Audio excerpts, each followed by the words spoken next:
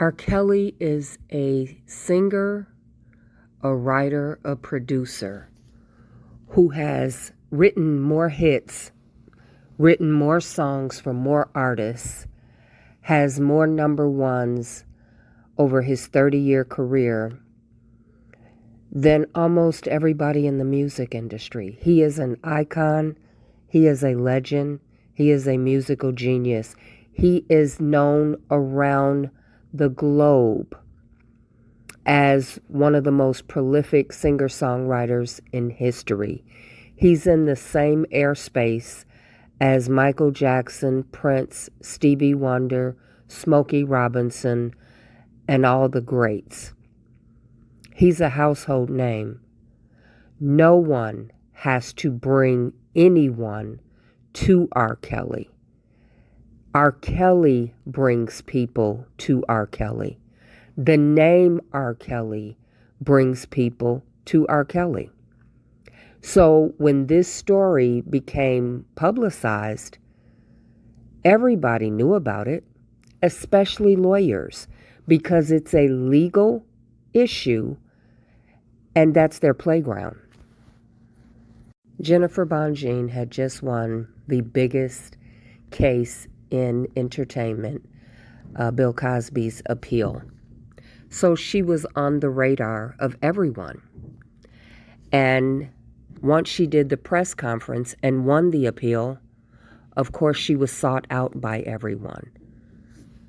Kanye West and Jay Prince and others hired her to work with getting Larry Hoover out. Steve Greenberg had known Jennifer BONJEAN for years.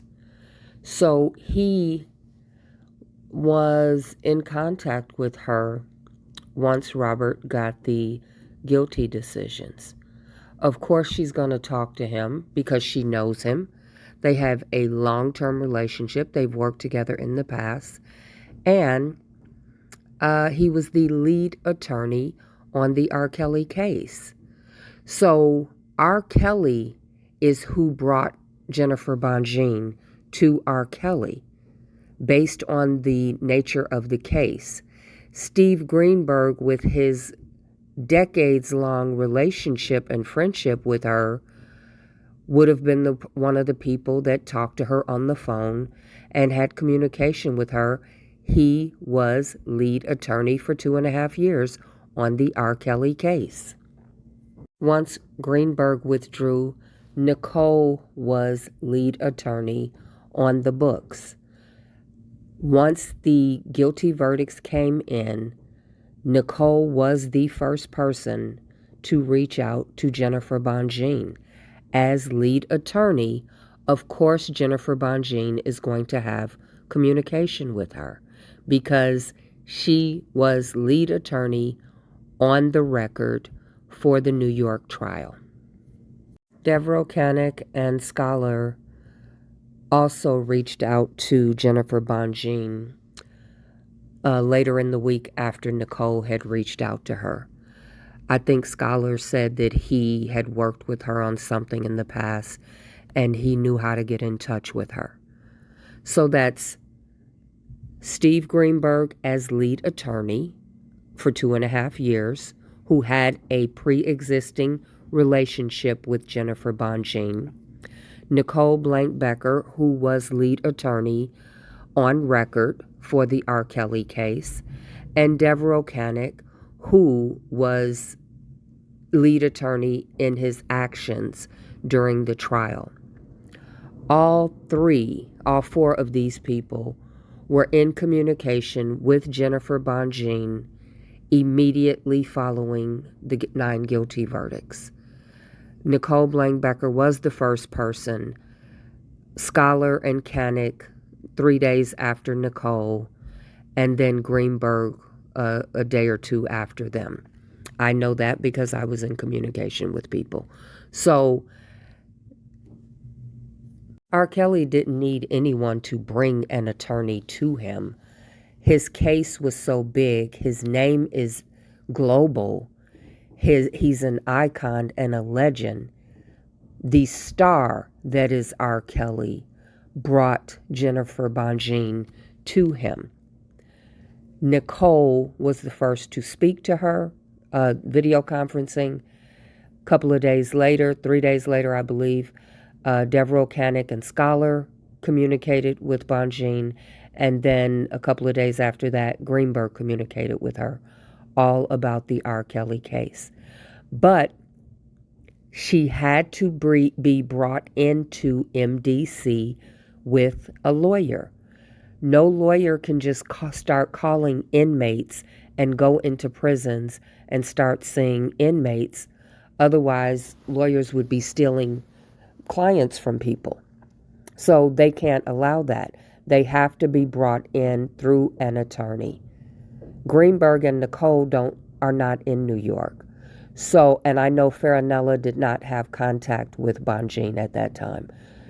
It makes sense to me that the persons that brought Jennifer Bonjean into the MDC were Canick and Scholar.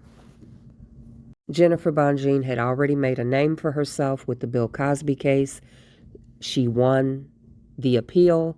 So, of course, she was on everybody's radar, and it was announced around the same time that Robert was getting his guilty verdicts.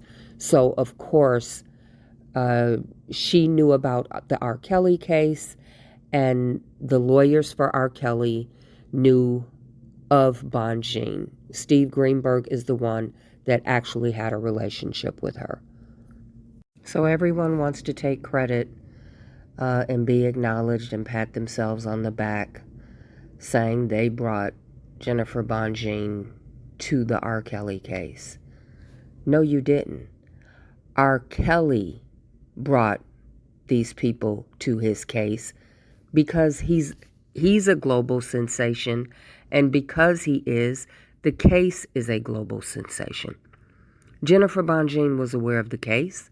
As a lawyer, of course she would be aware of it. And the first person to make contact with her was Nicole through video conferencing the day after he got the 9 guilty verdicts. Once Canick and Scholar heard from Robert that Nicole was talking to her, and he had already talked about meeting with Bonjean, Canick and Scholar reached out to her. Once Greenberg heard all 3 of them were reaching out to her, he reached out to her because he had a pre-existing relationship with her. Someone had to bring her in to Robert, because you can't just walk in and meet with inmates and they're not your client. So Nicole and Greenberg were not in New York. Canick and Scholar would have been the most likely to bring her in to take the meeting with Robert. But Robert is what drew her there. She came because of the case itself, and she already knew who the players were. Nicole was just the first one to have a video conference with her. Then Canick and Scholar, then Greenberg. I don't care who else called her, who else reached out to her. She was already interested in the case because of R. Kelly himself, and she already had a pre-existing relationship with Steve Greenberg. And she had phone calls with all 3 lead attorneys. That's what got the process going. So stop over-exaggerating your importance. You know, I'm sure she got 100 phone calls from people. I'm sure she got all types of emails from people. I'm sure a lot of people were contacting her. That didn't matter. She came to R. Kelly because of R. Kelly. And after she talked to the 3 lead attorneys, Greenberg, Canick, and Nicole, she was, they had to discuss it with Robert. They discussed it with her. Robert was interested in meeting her. It had to be a lawyer that was in New York that brought her into the MDC. More than likely, it was Canick and Scholar. That's how it transpired. So nobody gets to pat themselves on the back and say, I'm the one that did this. No, you didn't. R. Kelly is a global magnet. He brings people to the magnetism of the star that he is. And she already knew of the case. as the world did. And she already had a relationship with Steve Greenberg. And she was in communication with the 3 lead attorneys on the R. Kelly case. Period. So as much as everybody would like to take credit and pat themselves on the back for having brought Jennifer Bonjean to the table, no one brought Jennifer Bonjean to R. Kelly but R. Kelly. He is the global icon. He is the star. She had communication with Nicole first, Devereaux Canick and Scholar second, Greenberg third. A lawyer had to bring her to the MDC, and I believe that was Scholar and Canick. Nicole and Greenberg don't reside in New York. But make no error, nobody brings anyone to R. Kelly but the icon, the legend, the star, R. Kelly. You don't get credit for his star power. He's the star that drew people to this. Nobody else. We're lawyers. Since we hit all red buttons, we got the lawyer that just got Cosby out. Let me relax. When he got Cosby out? Yeah.